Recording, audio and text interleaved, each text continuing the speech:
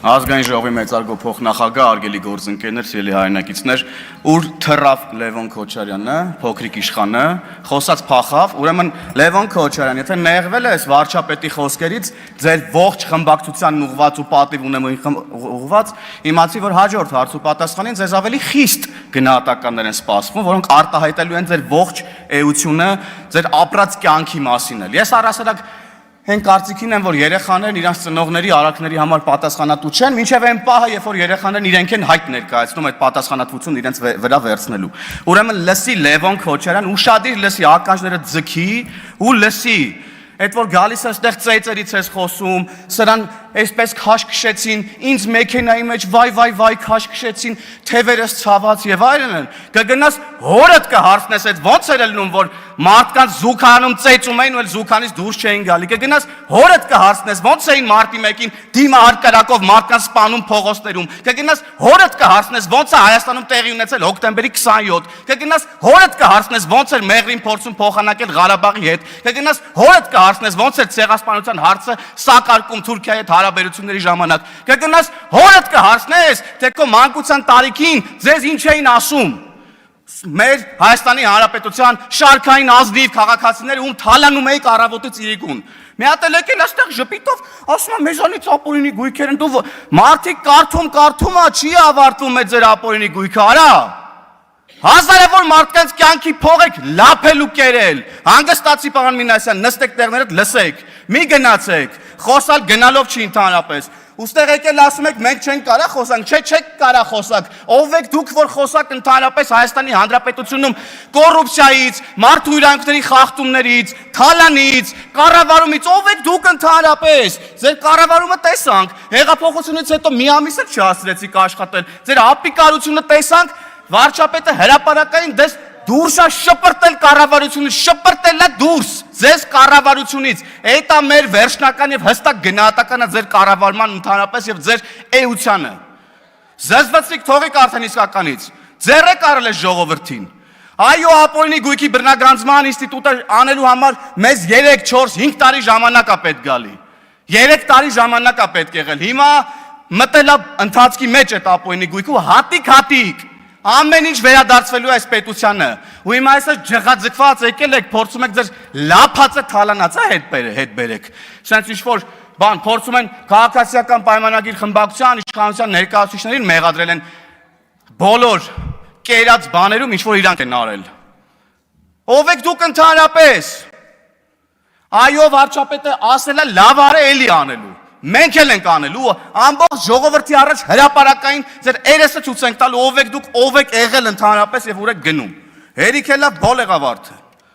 Հայ քեզ բան, մի հատ այստեղ Լևոն Քոչարյանն է, գալիս է բան դեմքով մարդու իրավունքների պաշտպանի դեմքի արտահայտությամբ ելույթներ է ունենում։ Լևոն Քոչարյանը մարդու իրավունքների փոքրիկ իշխանն է, լավ ասաց գործընկերուհիս։ Տղա ջան, ասեցի, բոլոր այդ հարցերից պատասխանները կգնաս հորդ կհարցնես։ Ինքդ քո մեջ կվերլուծես, ինչի ես եկես տեղ, ինչպես ես օգտագործվում եւ այլն, հետո նոր խոսանք մնացածի մասին։ Վերադառնալով մարդու իրավունքների առասարակ քննարկմանը, ընդդիմությունը ամեն մարդու հնարավոր բոլոր իրավունքները ասպատակում է ուղղակի։ Հիմա էլ ընկել են կրթվելու իրավունքի հետևից, նայեք, դաշնակները իրանց կոալիցիոն կառավարման ժամանակ օկուպացրել էին ամբողջ կրթական համակարգը, պատմության ֆակուլտետներ, դպրոցներ, պատմության գրքեր, որ թաքցնեին ժողովրդից իրենց իրական դեմքը, որ օրինակ իրանք Օսման դաշնակներ են, որ օրինակ հիմա իրանք Օսման դաշնակների հետնորդներն են, եկել են ստեղ ավարտին հասցնեն ըստ էության, ուրեմն Դավադիր, հələ հանգստացի դու մի հատ Թադևոս Ավետիսյան կամ Ավետիս Թադևոսյան, հանգստացեք ու իմ ելույթի ժամանակ ընդհանրապես տեղից խոսանք, չափերի մասին գնահատականը տվեք ձեր չափերը ցույց կտամ հեսա ես քեզ։ Անցնելով առաջ։ Հնարավոր բոլոր իրավունքները ցած փորձում են ոտնահարեն։ Կրթվելուց խոսում ես, գալիս ասում են, խանգարեցես Թադևոս Ավետիսյանը միտքս կտրվեց։ Հա, օկուպացրել էին ողջ, ուրեմն կրթական ոլորտը, որ իրանց էս դավադիր, դավաճան դեմքը թաքցնեն ժողովրդից, որ դրա քողի տակ ուրեմն իրանց քաղաքական նպատակներ իրականացնեն, կրթեն սերունդ, որը չի գալու իրանց հետևից, որովհետև չգիտի իրանք ինչ են արել։ Մենք եկել ենք, ասում ենք իրանք ինչ են արել, պատմության դասագրքերում գրելու ենք հայ ժողովրդի պատմության բոլոր դրվագները, որին որ պետք է հայ ժողովուրդը ծանոթ լինի, որպեսզի մենք ելնենք ուրեմն իրական փաստերից եւ ապրենք եւ մեր ապագան կառուցենք իրողությունների վրա։ Իրական Հայաստան կառուցենք, այո, սիրելի գործընկերներ։ Մյուս իրավունքը, որ ասպատակում են ուրեմն այս ընդդիմադիրները, օրինակ խոսքի ազատությունն է եւ լրագրողների իրավունքներն են առասարակ։ Մի հատ թթու բառ ասես լրագրողներին, վայ, կգան պլակատներով ստեղ կկապեն։ Ամենայն հարգանքով բոլորիդ նկատմամբ սիրելի գործընկերներ, ես էլ եմ լրագրող եղել։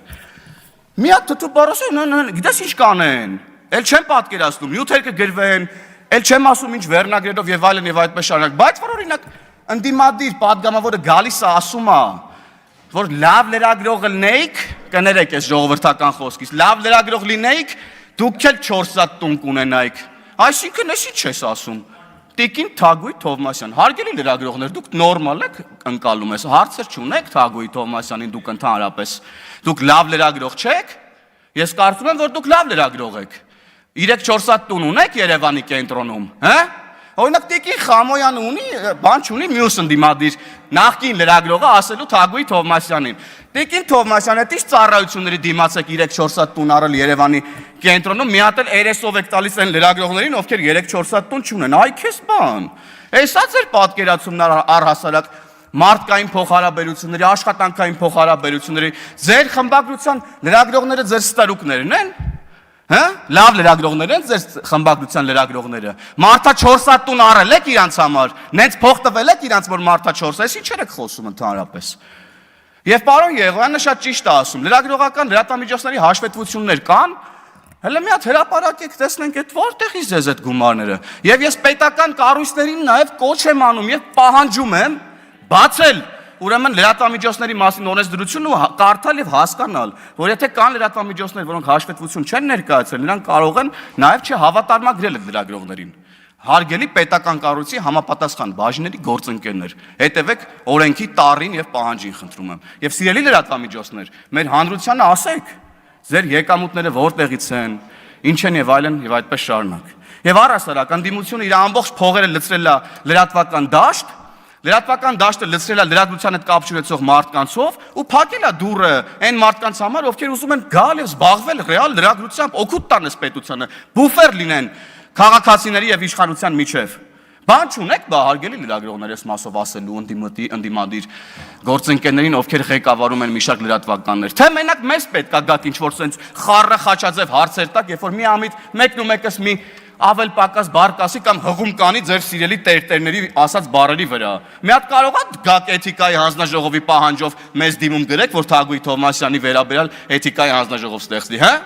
Թե դրանից ավելի քիչ եք նեղվել։ Եվ կարծում եմ այստեղ էլ, այսինքն մարդկանց իմ ընկալմամբ ընդդիմադիրները բոլոր լրագրողներին գերեվարել են առասարակ եւ հիմա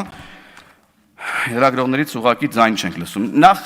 Եվ նաև Տիկին Մանասյան, դուք լուսաձայնային նռնակների հատուկ միջոցների մասին խոսեցիք, բայց ես ուզում եմ արձանագրել, թե ինչ է տեղի ունեցել Հայաստանի Հանրապետությունում բոլորիս համար։ Հարց նոյեմբերի 9-ն է նախ տեղի ունեցել։ Եվ նոյեմբերի 9-ից հետո նախ մենք պետք է արձանագրենք, որ նոյեմբերի 9-ը, մարտի 1-ը եւ հոկտեմբերի 27-ը սրանք նույն շղթայի պատասխանատուների ձեռի գործն է։ Եվ մեր մեղքն է նաև, որ մինչև այսօր այդ բացահայտումները մինչև վերջ արված չեն, բայց այս քանի օրերի ուժային նաև իրավապահ մարմինների զեկույցները մեզ հույս են ներշնչել, որ ոչ վաղ ապագայում մենք առնվազն շոշափելի արդյունքներ այս իմաստով կտեսնենք, բայց ես ուզում եմ ասեմ, որ մեր ընկալումը, բառամթերքը Հայաստանի Հանրապետությունում տեղի ունեցող իրավիճակի վերաբերյալ չի կարա լինի ստերիլ եւ այսպես ասած շատ նման այլոց։ Մենք մի պետություն ենք, որտեղ ահաբեկչություն է տեղի ունեցել։ Մի պետություն ենք, որտեղ 2020 թվականին ահաբեկչություն է տեղի ունեցել։ Ես դա ահաբեկչություն եմ որակում, որտեղ նպատակը Արարատ Միրզոյանին սպանելը չէր, նպատակը բոլոր պետական պաշտոնյաների կյանքի վրա հարձակում իրականացնելն էր եւ սահմանադրական կարգը տապալելն էր, պետությունը լուծարելն էր։ Եվ հետևաբար, եւ մանավանդ, երբ որ մարդիկ հարձակվում են ազգային ժողովի շենքի վրա եւ կիրառվում է հատուկ միջոց, մեկն էլ վերցնում է, որ այդ հատուկ միջոցը հետ շպրտի իրավապահ մարմինների վրա, ովքեր հասարակական կարգ են պահպանում եւ վնասվածք է ստանում, ամենայն ցավով ես ցավում եմ, որ նման դեպքեր առասարակ մեր քաղաքացիներից որևէ մեկի հետ տեղի ունեն, անկախ նրանից, թե քաղաքացին ինձ ինչ է ասում։ Բայց մենք պետք է ընդհանուր կոնտեքստն ու իրավիճակն էլ նաև հաշվի առնենք, ընկալումներ չստեղծելու մեր հանրության մեջ, որ հատուկ միջոցներ են մեր կողմից կիրառվում եւ այլն եւ այդպես շարունակ։ Ես Չեխիայից պատվիրակություն եմ մի ժամանակ տարել էի որպես էքսկուրսիա օպերայի, ուրեմն Ֆրանսիայի հրապարակ, որ ցույց տալ թե մենք ինչ ժողովրդավար ենք եւ քանի ամիս է մեզ ինչ ասես չեն ասում, հասարակական կարգի տապալման կոչեր են անում, բայց վրանների մեջ խորոված քյաբաբ են ուտում։ Այսօր Արտուր Խաչատրյանն եկել այստեղ ասում է ծափ տվեք պարեմ։ Տո ծափ կտան կպարեք երգեք ժամանակը կգա ընես կպարեք, ընես կերգեք, դուք էլ չգիտեք դրա մասին։ Շնորհակալություն։ Շնորհակալություն, հարգելի գործընկերներ, այժմ եզրափակիչ ելույթ